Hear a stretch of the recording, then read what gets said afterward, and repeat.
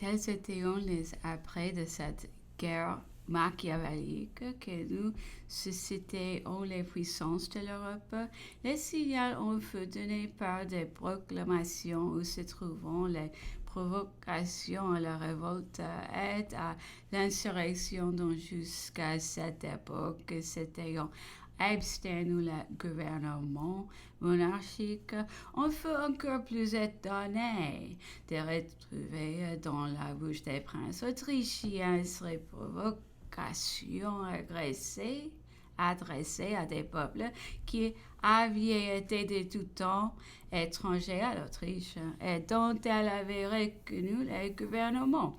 Se disaient-ils pour la liberté de l'Europe, pour la délivrance des Allemands, pour l'indépendance de l'Italie, que l'Autriche combat sa cause et cède l'Allemagne. Elle ne reconnaît peu ennemi que celui qui oublie qu'il est allemand. Elle promet l'appui prochain des troupes étrangères. Ainsi, la coalition, aveuglée par sa haine, puissant ses armes dans l'arsenal révolutionnaire, imitait l'exaltation des insurgés espagnols. Ainsi, après avoir employé tant de temps et de moyens, versé tant de sang pour combattre la Révolution française, elles ont invoqué le principe, ont imputé le langage. L'histoire remarquera que c'est du Conseil aulique de Vienne que partiront ces cris de liberté, d'indépendance, d'insurrection contre celui qui voulait réformer les trônes ébranlés. Les rois ayant tenté de corrompre les armées, d'ébranler la fidélité des chefs et des soldats. Ils livraient honneur comme Ovidie en Portugal, en Suède, en Prusse, les sœurs des nations et des souverains et des troupes aveuglées à des parjures et des conspirateurs flétris par ces jugement, cependant, qui assurait les rois que ces armées ou ces insurrections appartenant à des chefs ou à des partis opposés ne renouvelleront pas de nos jours au centre de l'Europe les déchirements de l'Empire romain. Quels exemples pour l'avenir? Lequel d'entre ces rois pouvait se confier en son entourage de familles, des généraux, des courtisans, en son peuple peut risquer de telles choses? Singulier contraste pendant que l'homme de la démocratie et des peuples employait tous ses efforts pour éteindre les révolutions, les anciens gouvernements et leur vieille aristocratie en séméant les germes à pleine main sur toute la surface de l'Europe. Enfin, prétendront-ils les comprimer à jamais. Ces provocations à l'insurrection, ces promesses de liberté, des garanties d'institutions libérales, ces appels aux droits des nations ne seront plus oubliés. Tôt ou tard, ces cabinets recueilleront les fruits de leurs imprudents travaux. Au printemps de 1809, toutes les chances de la guerre et de la politique étaient donc contre la France.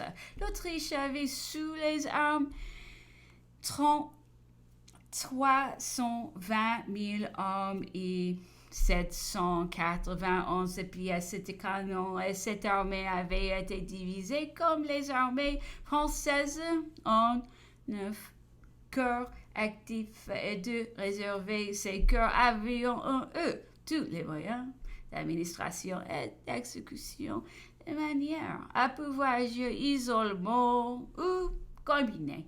En arrière de ces forces entièrement disponibles étaient une réserve imposante et préparée depuis longtemps, non entièrement organisée, mais qui pendant la campagne même fournit d'abondants secours. Il se composait des l'envers aux défenseurs de la patrie des dépôts d'infanterie et de cavalerie, afin de l'insurrection hongroise et pouvait se valuer à 224 000 hommes qui, joints aux forces régulières indiquées ci-dessus, composaient à l'Autriche une masse de 500 000 combattants. Le prince Charles, ministre de la guerre et généralissime, commandait en Allemagne la principale armée composée des 6 premiers corps et des 2 réserves. Le prince Ferdinand était avec le 7e Pologne, le prince Jeanne avec le 8e en Italie. Tous les princes de cette maison prenaient part à la guerre. Napoléon avait à opposer à toutes ces forces qui, 1000 hommes en Allemagne qui étaient loin d'être tout français, 57 000 en Italie, 18 000 en Pologne, et un total de 425 pièces de canon. Il avait la diversité des nations contre lui et 40 000 hommes de moins que le prince Charles lorsqu'il opéra en Bavière. Les 2 grandes lignes d'opération du nord et du midi de l'Allemagne sont éloignées de 40 lieues de distance moyenne entre Augsbourg et Bamberg, un peu à juste chacune d'elles, ou passer de l'une à l'autre, mais il est difficile et surtout dangereux d'opérer sur les 2 à la fois, parce que l'armée ennemie qui se placerait au milieu des 2 lignes pourrait détruire successivement le cœur séparé de son adversaire, même avec des forces inférieures, ou deviendrait au moins maîtresse des opérations. L'armée ainsi placée arrêterait le mouvement de son ennemi sur le derrière duquel elle peut manœuvrer.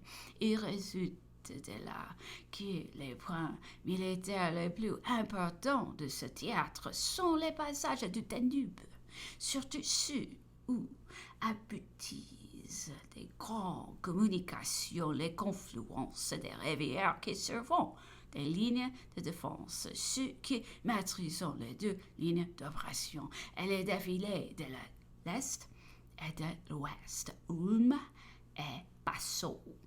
Ensuite viennent les principaux passages sur les grands affluents du Danube, les capitales, les villes, les nœuds de route.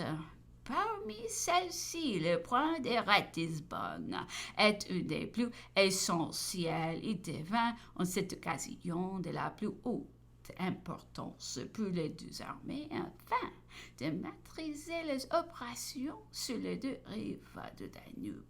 L'Autriche ayant conservé des relations avec la Belgique, les pays alors cédés depuis longtemps à la France, espérait les soulever en y faisant pénétrer ses armées. Pour cela, les principales forces autrichiennes réunies en Bohême et débouchant de ce pays devions d'abord suivre la ligne d'opération du Nord par la Franconie en 15 ou 18 marches. Elles devaient atteindre facilement l'embouchure du Main, traversant tous les cantonnements de l'armée du Rhin. Elles pouvaient espérer avec leur masse supérieure de les battre en détail et d'empêcher ainsi les vainqueurs français du Nord et du Midi de se réunir. C'était un avantage capital. C'en était un autre considérable qui était gagné rapidement du terrain pour faire déclarer les souverains de la Confédération et insurger les peuples. On attribua dans le temps au général Mayer les dispositions militaires de ce plan, qui, eux, ont commencé l'exécution, puisque les 5 premiers corps de l'armée autrichienne, outre la première réserve, étaient placés en Bohême, tandis que les 6e et la 12e réserve agissaient seuls en Bavière. Les opérations qui avaient dû commencer le dès le mois de mars, feront ensuite renvoyer au 8 avril.